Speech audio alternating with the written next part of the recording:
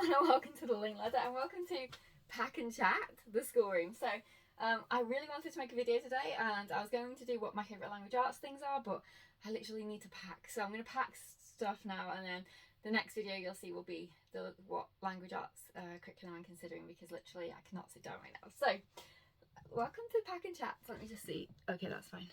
I'm just seeing how much time I've got left. I need to transfer some data off my phone. Okay, so my little setup. So I have my little carry case, which has got my bin bags in. It's got my tape, scissors, a hair, bobble. It's got pretty much, oh, and this is from my wardrobe, which has fallen off. But yes, that's my little carry case. I'm carrying this with me everywhere so I don't lose my essentials. So what I'm doing today is I'm starting to pack up the big Calac shelf over here. So Jessica, one of my subscribers, kindly mentioned about these boxes, which are amazing, off Amazon. Little trucks are so cute. And then on the bottom it says, oops, the van has flipped. She said she used these to pack up her Calac shelves.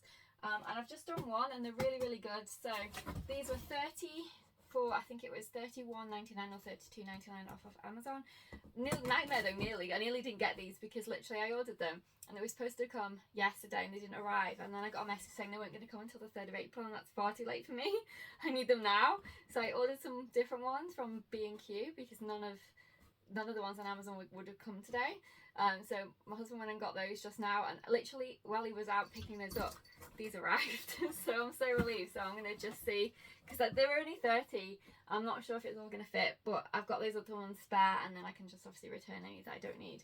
But yes, these are really nice and sturdy. The B&Q ones were nowhere near as good as this, so I'm super happy to have these. So what I'm just going to do is, Shadow is, poor thing, she doesn't know where to turn because everything is all messed up. Go on. All her spots are not there anymore, so she likes to go on the top of my wardrobe, which is not there anymore. She likes lying on the bed, which is covered in stuff, so it's just crazy. So yes, what I'm going to do is I'm going to stack a few up in here, then I'm just going to start packing them. But I thought, yes, I'd just give you an update as to how the moving process is going. So I've packed quite a lot of stuff. I've done most of the master bedroom, I've done my daughter's room, I'm working on the schoolroom, I've done the living room. So now we just have the schoolroom and the kitchen are the main rooms that I need to do. What I've been trying to do is get the big furniture out, and then the boxes can follow. We've got rid of quite a few boxes, but we've still got a few boxes left in here. Basically, we're hiring a storage centre, so we're going to have one load of our goods on a van, which my husband's going to drive up 2 days before we move, park outside. We've already asked the seller and they're fine with that. Then when we arrive on the day, the van will already be there. We'll just unload that van, which will have our freezer, you know, fridge and all that kind of stuff on there. Then he has to go back 2 times, hopefully, not that'll be it, potentially 3, but I'm hoping only 2 times, to the storage centre and drive the stuff back. It worked out so much cheaper than it would be to hire someone to do it. When we looked at quotes, it was 5,000 up to 11,000, which is crazy. I mean, not to say this is that cheap. I think it's going to be probably about 2,000 in total with the van hire, the storage centre, all the boxes and everything else. But it's much cheaper than 4,000, 5,000, 11,000, and also none of those options were going to give us our stuff on the day. All of them said they take at least 3 to 4 days to drive the stuff down because they're only allowed to drive for so long before they have to stop and all kinds of stuff. So it just made sense to do it, more sense to do it this way, although it is obviously harder because I'm packing everything all by myself and my husband's the one who's moving everything. So, and he's doing all that by himself too. So it is a lot of work, but it's cheaper. We're getting there. So that's what we're doing right now. So I'm just going to make up some boxes. This is noise. It's supposed to be noise-free tape. It makes a little bit of noise, but it's not as bad as this one. This is horrendous. My dogs are terrified when I use this tape. So I'm just going to set up some boxes. I can't stop to chat. But basically, everything is pretty much going to plan so far. My plan is to get everything into the storage centre, only leave stuff that's going on what I call the essentials truck in the house, so that 2 days before, as I said, he can just fill it up.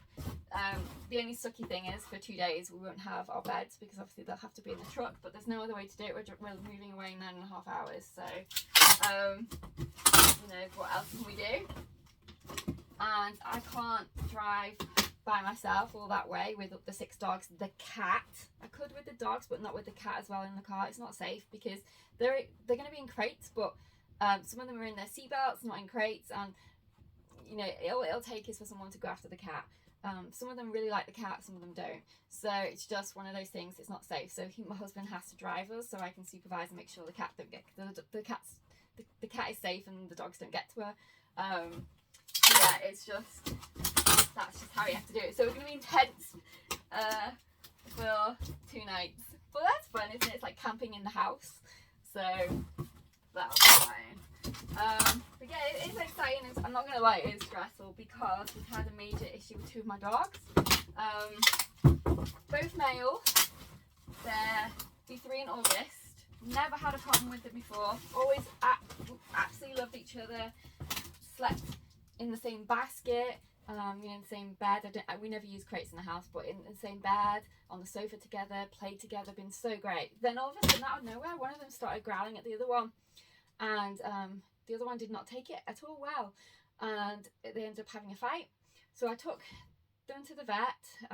None of them were actually injured from the fight because I managed to break it up, but one of them potentially had an issue with their anal glands, which they've had an issue with in the past, so that was treated, but the situation has not resolved. They're still being really aggressive towards each other. I'm having to separate them so no one fights. So if you've ever lived in a house where you have to separate dogs, it's really difficult, especially when you've got 6. So I have booked them in to be neutered because what I think might be the problem is the next door neighbour has 2 dogs which he keeps outside, and I think potentially one of them is in season and it's making my dogs act crazy. That's what I think. That's what I'm hoping anyway. So I think by getting them neutered, that'll help. If not, when we get to the new house, I'm just going to have to do lots of training with them to get them reacclimatized to each other. I think because of the fight, they're really nervous around each other. They're cavaliers. They're not like scary dogs or anything. They're cavaliers. But I'll tell you what, when dogs fight, it's scary. It sounds really loud and it's scary. But hopefully the curving of the hormones will help with their attitude towards each other. But as I said, if not, I'm going to have to do lots of reactive training because I think they're both just very anxious around each other now because of the fights. I've been trying to do lots of enrichment with them, so giving them fun things to do while they're together. The only way they can be together in the room is if they're in crates. We've only ever used crates in the car. We've never used crates in the house, but I've had to bring their crates in from the car so that they can at least spend some time in the same room. Otherwise, one's in the kitchen, one's in the living room, and then I have to split my other dogs between them. So 3 in the living room, 3 in the kitchen, and then alternate, and it's an absolute pain, I'll not lie. So I just really hope that I can sort it out. But I think the change of scenery will really help. So new house, you know, and in time they'll forget the fight that they had and hopefully become friends again. But we'd never, you know, get rid of either one of them. You know, we love them to pieces. So it'll just have to, if we have to live forever where we have to separate them, that's what we'll just have to do. But I'm hoping that over time, the problem will resolve. But yeah, that's fun. So not only am I packing, having to clean the house, I've also got my dogs in for surgery next week, so I'm going to have to be taking them to the vet for the surgery. Obviously, they need recuperation at home, so it's crazy times, I'm not lying, but it's fun. The moving part, anyway. I'll just be glad when we're in the new house, everything is calmed down, I've unpacked, and life has returned to normal. Also, you know, that could be playing a part in it as well. Their whole routine is up in the air. Trying to keep everything as normal for them as possible, but obviously I can't be with them all the time, so they're downstairs. I don't leave them in crates when I'm not there. They're loose in separate rooms. They only go in crates when they have their together time and at night to sleep, because I can't trust that they'll be nice to each other. We did take them on a walk together the other day, but I kept my distance from my husband and that went well. So I think neutral territory is going to really help, and the new house will be neutral territory because they've never lived there before. But yeah, if you've ever had any issues like this, let me know. I read that dogs, when they reach a 3, they mature socially, which means obviously reproduction. That's what the natural path would be. So by getting them neutered, because I'm wondering if they're like fighting over these dogs next door, or because they're like smelling my dogs like crazy, wondering if the scent's coming from them. But my dogs have been spayed, so there shouldn't be any scent from them, I really hope, unless they've messed up the spaying operation. So I really don't know where this is coming from. Literally, as I said, it happened. They woke up one day and were just completely different. But I know when Quinn used to have a season, Jace was crazy. He was never like this and in terms of aggressive, but he just wouldn't listen. He was always chasing her around. Obviously, we got her spayed. But you couldn't do for the first season, so we had to keep them separate. Well, up until she was spayed. Obviously, that didn't work very well as we have 4 puppies. But the first 2 times it did, but then the 3rd time it didn't. So that's how he ended up with 4 puppies. But the first time you couldn't spay because they recommend to have 1 season. The second time we couldn't because of the you know what, and we were literally about to book her in for the 3rd time, and that's when it happened. The accident. My husband went to work and didn't close the door properly, and that's how I have 4 puppies. But they've all been spayed, so they shouldn't be emitting any odour. But literally, when they're out of their crates, they're with the other dogs, they'll be fine for a while, and then they'll go to the females and start smelling them. So like I said, I wonder if it's the next door neighbour's dogs are in season, because he keeps them outside constantly, never takes them in the house, which to me, I cannot understand that for the life of me. They're big dogs as well. They're those how you say it, Vieslers. They're so friendly though. Like, they come over to you if you see them and they want to lick and everything. But I just feel so sorry for them because he keeps them in like he's made them like a shed with a hatch and then a tiny little metal run, and they just stay in there the whole day and all night. I just don't understand what's the point of having dogs if you're just going to do that, in my opinion. But anyway, and it just seems so cool. I don't get it, but I'm wondering if they're in season and that's why, because I highly doubt they've spayed them. If that's why my dogs are suddenly acting so different. I hope that's all it is. I can't think what else it could be, but fingers crossed the spaying, well, male neutering helps, and we have harmony. Anyway, let's talk about other stuff. So in terms of homeschool, my plans for moving, normally we should be on our Easter break now. So we normally take 2 weeks off at Easter. So what we've done is we have postponed our 2 weeks Easter holiday. We're still having Monday off because that's bank holiday, but then we will do homeschool Tuesday, because basically we should have started our Easter holiday on Thursday. So today is the 30th, which is Saturday. So we should have had yesterday off, but we didn't, which was the Friday. So we did a little bit of school on the Friday. Obviously no school Saturday and Sunday, and no school Monday because it's bank holiday. But then Tuesday, Wednesday, Thursday, Friday we will do school. And then the following week is when we move, so we won't be doing school for 2 weeks then. So in hindsight, it's come at a really good time because it's during the Easter holidays. Although it's slightly later, our Easter holidays, because I've had to change the time. But it works out great that I've got 2 weeks off where I can literally just unpack everything, get set up, ready to start back to school again. So in that respect, it's been really good in terms of the timing. But I will be doing a part 2 update. So I did a video on part 1 of our moving and selling experience. I'll definitely do a part 2 because it's been an absolute roller coaster of a ride. So I've got so much to tell you, but I'm not going to talk about it in this video. I'll do it in a separate one because it's just been crazy. We need to actually, how long have we been talking? I need to actually hurry up and get packing. So yeah, it's been a crazy whirlwind, the actual selling process and the buying process. So wow, it's been crazy, but hopefully, well, it should be fine now. The solicitor hasn't, we've signed all the exchange papers, but we haven't completed yet. But as far as I know, as far as everything I've read, once you've exchanged, then you're pretty much set. Fingers crossed. I'm like packing all my stuff, and in the back of my mind I'm thinking, I really hope nothing goes wrong. But I'm sure at this, does anyone? No, they don't. Not at this late stage. Anyway, if you've never heard of that, please don't tell me because I don't want to know. Because the thought of having to unpack everything, just no. As in that it went wrong and we couldn't move. I would just no. I don't even want to think it. We're not going to go there. It's going to be fine. So yes, we're completing. Not next week, the week after. So I've got 1 week really left to no, I've not even got one. Yeah, I've got 1 week. 1 week and a couple of days left. So my plan is to get all the packing done as much as possible. All the stuff into the storage centre, and I've buried into the storage centre, and then clean. So I've been trying to clean as I've packed, but obviously I want to clean the carpets for them. and obviously clean in the kitchen. So clean, you know, once you take all your stuff out of the kitchen cabinets, clean all those and things, and then just clean those hard to reach places that you don't always clean every week. And I want to wash the curtains. I'm taking my curtains with us. I'm leaving the curtain poles, so I'll just dust those. I'm leaving the blinds, so I need to, not the upstairs ones are pretty much fine. I just give them a quick wipe, but the one downstairs in the living room needs a good wash. So I'm going to do that. Obviously do the usual mopping and clean the bathrooms and everything.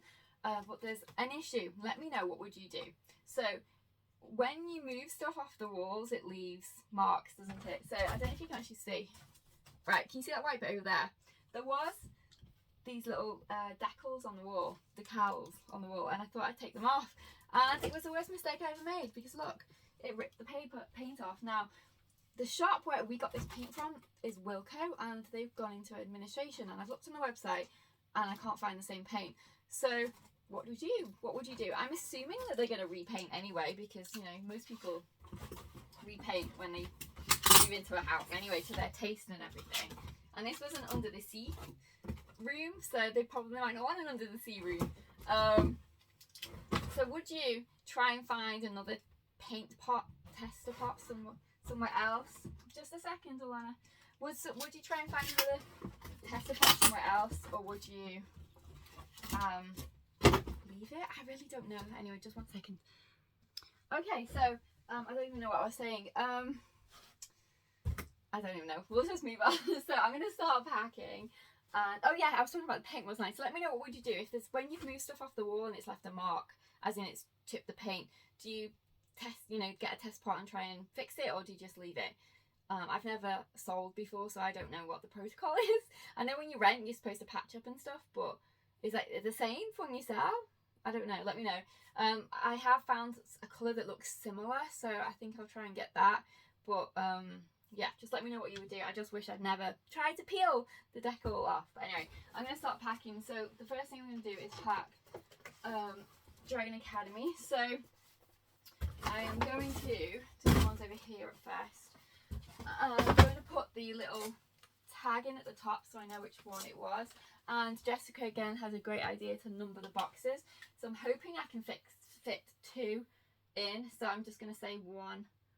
Although that looks quite a lot of a big shelf. Anyway, I'll label it in a minute actually. I'm going to put this in and see. So I need to leave that out because that's what we're currently using. See how much they actually hold. And I'm going to leave, I don't know, I'll put that in. Because that's our next one, but I don't think we'll have finished this before. No, we've got 2 chapters and then we're going to be off for 2 weeks, so that'll be fine. I'll leave that there. So let's see how much they actually hold.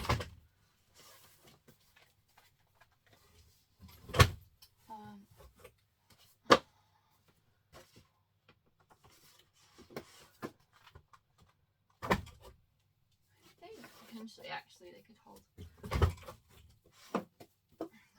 There's quite a bit of space down the thing, so I think down the sides. What I'm going to do, I think, is I'm going to put the most of it is Dragon Academy. I'm going to put the label at the top, but I'm also going to put some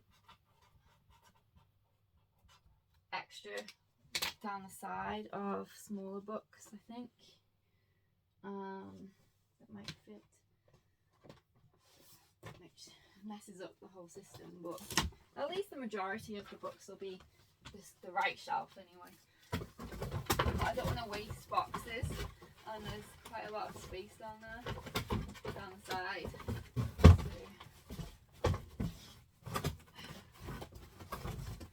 So it's not just about wasting boxes, it's about wasting space on the van. Because the van, obviously I want to make sure I'm not putting in too many boxes, so if I can fill them up more, then that's what I want to do. Hopefully you can still hear me. I'm muttering over here. Anyway, how long have we been talking for? Okay. So yeah, I think I'm going to call this video it for now, because I just want to get on with packing, and I waited on for too long talking about the dogs. But yeah, I'll definitely update you well, my plan is to ideally, this is my ideal scenario, to film the language arts option videos I'm going to thinking about for next year after this over the weekend at some point. So that'll be the second video next week, because I like to do two videos a week. Then my plan is to batch film 4 videos for the 2 weeks where I moved. That's my plan. Whether or not that'll actually happen, I know I can definitely do at least 2, but the internet guy is supposed to be coming the day after we move. So provided there's no issue with setting it up, then hopefully we'll have internet straight away. It just depends, one, on whether or not they can actually do it, because it's one of those, I've explained before, it's really rural and the actual internet there is terrible. So we're having something called air fiber, but they obviously have to check that the signal's okay to do it. And if not, then Starlink is the other option, but we're trying not to do that because it's so expensive. It's 70 something pound a month, which is massive compared to what we normally pay for our internet. I think we currently pay about 30, but then it's going to go up to 40 in the new house.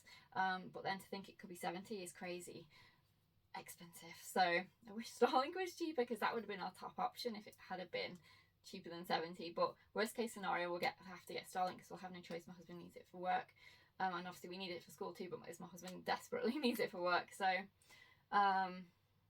yeah, if the internet's working straight away, then I won't need to worry about that. But at least if I've got those videos pre-filmed, then you'll have some content.